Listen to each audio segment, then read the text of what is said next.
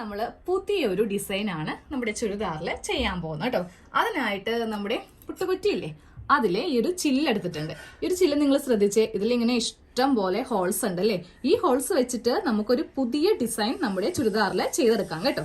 അപ്പോൾ ഞാനിവിടെ ഒരു പാറ്റേൺ ഒന്ന് കട്ട് ചെയ്ത് വെച്ചിട്ടുണ്ട്. ഫുള്ളായിട്ട് വേണമെങ്കിൽ നമുക്കിപ്പോൾ ഒരു സ്ലിക്റ്റുകളിലൊക്കെ ചുരിദാർ നമ്മൾ പ്ലെയിൻ തുണിയിൽ ചെയ്തില്ലേ, ഫുള്ളായിട്ട് വേണമെങ്കിലും ഈ ഒരു ഡിസൈൻ നിങ്ങൾക്ക് ചെയ്യാവുന്നതാണ്. അപ്പോൾ ആദ്യം ഇതിന്റെ നെക്കെല്ലാം ഒന്ന് തയ്ച്ചെടുക്കുക. സാധാരണ നമ്മൾ നെക്കെല്ലാം അവസാനമാണല്ലേ തയ്ക്കുന്നത്, പക്ഷേ ഈ ഒരു ഡിസൈനിൽ അങ്ങനെയല്ല, ആദ്യം തന്നെ അങ്ങോട്ട് തയ്ച്ചെടുക്കുക കേട്ടോ. അപ്പോൾ ഞാനൊരു ലൈനിങ് പാർട്ട് വെച്ചിട്ടാണ് നെക്ക് അടിക്കാൻ പോകുന്നത്.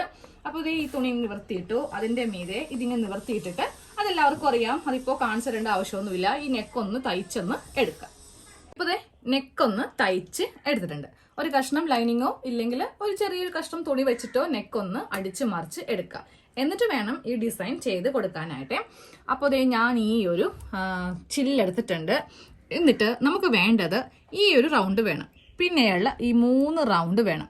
ഈ വലിയ വട്ടമില്ലേ, അത് ആവശ്യമില്ല കേട്ടോ. അപ്പോൾ നമുക്കിതൊന്ന് കറക്റ്റ് സെറ്റ് ചെയ്യാം. ദേ ഈ ഒരു ഭാഗം ഇങ്ങനെ തന്നെ വെച്ച് നമുക്ക് തുടങ്ങാം. അപ്പോൾ എല്ലാ ഭാഗവും ലെവല് പിടിച്ച് പോവാൻ ഈസിയാണ്. ഒന്നെങ്കിൽ ഇത് വെക്കാം, ഇല്ലെങ്കിൽ ഈ ഒരു ഹോളില്ലേ, ഇതിങ്ങനെ വേണമെങ്കിലും നമുക്ക് വെച്ചിട്ട് ഈ ഒരു ഡിസൈൻ ചെയ്യാം. അപ്പോൾ ഞാനൊരു പണി ചെയ്യാം, ഈ ഭാഗം ഇങ്ങനെ ഇരിക്കട്ടെ, മനസ്സിലായില്ലേ? ദേ ഈ ഭാഗം ഇങ്ങനെ അങ്ങോട്ട് ഇരിക്കട്ടെ, ഇല്ലെങ്കിൽ വളരെ ഡിസ്റ്റൻസ് അങ്ങോട്ട് നമുക്ക് കൂടിപ്പോവും. അപ്പോൾ ഇങ്ങനെ അങ്ങോട്ട് വെച്ച് കൊടുക്കുക. എന്നിട്ട് ഈ ഒരു റൗണ്ട് ഇവിടെ ഒന്ന് ഒരു പേനക്ക് ഇങ്ങനെ ഒന്ന് മാർക്ക് ചെയ്ത് അങ്ങോട്ട് കൊടുക്കുക കേട്ടോ. ആദ്യത്തേതും രണ്ടാമത്തേതും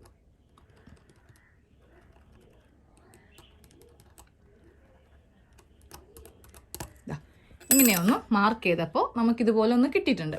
ഇനി ഒരു സ്കെയിൽ എടുത്തിട്ട് വേണം വരക്കാനായിട്ട്. കൈ വെച്ചിട്ട് വരക്കരുത്.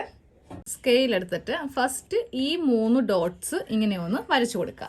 അതിനുശേഷം ഇവ 3 ഇങ്ങനെ ഒന്ന് വരച്ച് സ്ട്രെയിറ്റ് ലൈൻ തന്നെ കൊടുക്കുക കേട്ടോ. നമുക്ക് ഇതിന്റെ മേളിൽ കൂടെ തയ്ക്കേണ്ടതുണ്ട്. അപ്പോൾ കൈക്ക് വരക്കുവാണെങ്കിൽ ആ ഒരു ഫിനിഷിങ് കിട്ടത്തില്ല. അപ്പോൾ അതെ ഇങ്ങനെ ഒന്നങ്ങോടെ ഞാനിപ്പോൾ ഒന്ന് മാർക്ക് ചെയ്ത് അങ്ങോട്ട് എടുത്തിട്ടുണ്ട്. ഒന്നിങ്ങനെ ഇങ്ങനെ പിന്നെ ഇങ്ങനെ ഇതിന്റെ മീതെ കൂടെ നമുക്കൊന്ന് തയ്ച്ചെടുക്കണം. അപ്പോൾ ഇതേപോലെ കുറച്ച് ഡിസ്റ്റൻസ് നീക്കിയും നമുക്ക് ഈ ഒരു ചില്ലുണ്ടെങ്കിൽ ഇനി സെപ്പറേറ്റ് ആയിട്ട് ഇതിന്റെ അളവിലൊന്നും മാറ്റങ്ങൾ വരുത്തേണ്ട ആവശ്യമില്ല. നേരെ ഈ ലൈൻ ഇങ്ങനെ അങ്ങ് വെക്കാം. എന്നിട്ട് ഇവിടെ ഇങ്ങനെ മാർക്ക് ചെയ്ത് പോയിട്ട് ബാക്കി ഫുള്ളായിട്ട് ഈ ഒരു റൗണ്ട് ബേസിൽ അങ്ങോട്ട് വരച്ച് കൊടുക്കാം കേട്ടോ. ഇതെങ്ങനെയാണ് തയ്ക്കുന്നതെന്നും കൂടെ കാണിച്ചു തരാം. അപ്പൊ ഞാനപ്പോൾ തയ്ക്കാൻ വേണ്ടിയിട്ട് സാധാരണ നൂലാണ് എടുത്തിരിക്കുന്നത്. അതും കളറ് ഇതിപ്പോൾ വയലറ്റ് അല്ലേ, അപ്പൊ ഞാൻ മഞ്ഞ നൂലെടുത്തു. അപ്പൊ ഇതിന്റെ തന്നെ ലെഗിൻസും ഉണ്ടെങ്കിൽ നല്ല ഭംഗിയായിരിക്കും കാണാൻ വേണ്ടിയിട്ട്. അപ്പൊ നിങ്ങൾക്ക് വേണമെങ്കിൽ സിൽക്കിന്റെ ത്രെഡോ അതൊക്കെ നിങ്ങളുടെ ഇഷ്ടത്തിന് യൂസ് ചെയ്യാം. ഞാനിപ്പോൾ സാധാരണ ത്രെഡാണ് മിഷന്റെ മുകളിലും താഴെയും ഒന്ന് ചുറ്റിയെടുത്തിരിക്കുന്നത്. ഇനി നമുക്ക് ഈ നല്ല ഭാഗത്തിട്ട് വെച്ച് തന്നെ ഒന്ന് തയ്ക്കാം. അപ്പോൾ ഒരെണ്ണം തയ്ച്ച് കാണിച്ചു. ചുറ്റിയിരിക്കുന്ന കണ്ടില്ലേ, സാധാരണ നൂലാണ് താഴെയും മുകളിലും കേട്ടോ. ഫസ്റ്റ് ഈ ഡോട്ടിന്റെ ഇവിടെ ഇങ്ങനെ അങ്ങ് കൊണ്ടുവന്ന് നീഡിൽ ഇറക്കാം. എന്നിട്ട് നേരെ തയ്ച്ച് സ്ട്രെയിറ്റ് ആയിട്ട് ഇപ്പുറം ഡോട്ടിന്റെ അവിടെ കൊണ്ടുവന്ന് നിർത്തുക കേട്ടോ. ഒരു സ്റ്റിച്ച് നമ്മളിപ്പോൾ ചെയ്തു. വീണ്ടും ഇങ്ങനെ അങ്ങോട്ട് തിരിച്ചിട്ട് എടുത്ത് കൊടുക്കുക. എന്നിട്ട് ചെയ്യേണ്ടത് ഒരു സ്റ്റിച്ചും കൂടെ. ഇപ്പോൾ 2 സ്റ്റിച്ചായി. വീണ്ടും ഒരു സ്റ്റിച്ച്. ഇത് ചെയ്യുമ്പോൾ ഒന്നിവിടെ കെട്ടിട്ടോ, അല്ലെങ്കിൽ നമ്മളിപ്പോൾ ഇവിടെ നിന്ന് ഇങ്ങനെ കട്ട് ചെയ്ത് മാറ്റൂലേ, അപ്പോൾ ഒന്ന് കെട്ടിട്ട് കൊടുത്തു. വീണ്ടും താഴേക്ക് വരുമ്പോൾ ഇവിടെയും ഒന്നിങ്ങനെ 2-3 പ്രാവശ്യം ഒന്ന് കെട്ടങ്ങോട്ട് ഇട്ട് കൊടുക്കാം. എന്നിട്ട് അങ്ങോട്ട് മാറ്റിക്കോ. നമുക്കിത് തയ്ക്കാൻ വേണ്ടിയിട്ടൊന്നും ഇനിയൊന്നും സിൽക്കിന്റെ ത്രെഡോ ഒന്നും തന്നെ ആവശ്യമില്ല. 3 സ്റ്റിച്ച് ഇങ്ങനെ അങ്ങോട്ട് കൊടുത്താൽ മതി. ഇനി ഇപ്പുറക്കൂടെ തയ്ക്കണം, ഇപ്പുറക്കൂടെ തയ്ക്കണം. ഓക്കെ, അതെ ഞാൻ രണ്ടാമത്തെ ലൈനാണ് തയ്ച്ചുകൊണ്ടിരിക്കുന്നത് കേട്ടോ. അവസാനം മാത്രം ഒന്ന് കെട്ടിങ്ങനെ അങ്ങോട്ട് ഇട്ട് കൊടുത്താൽ മതി. ആദ്യമേ ഇടേണ്ടത്. ഓക്കെ, അപ്പോൾ അതാ രണ്ടാമത്തത് കാണിച്ചു തരാം. ദേ രണ്ടാമത്തെ ലൈൻ തയ്ച്ചെടുത്തു. ഇനി ഇതും കൂടെ തയ്ച്ചിട്ട് ഞാൻ കാണിച്ചു തരാം. ഞാനപ്പോൾ സാധാരണ നൂല് വെച്ചിട്ട് ഇങ്ങനെ ഒന്ന് തയ്ച്ചെടുത്തിട്ടുണ്ട്.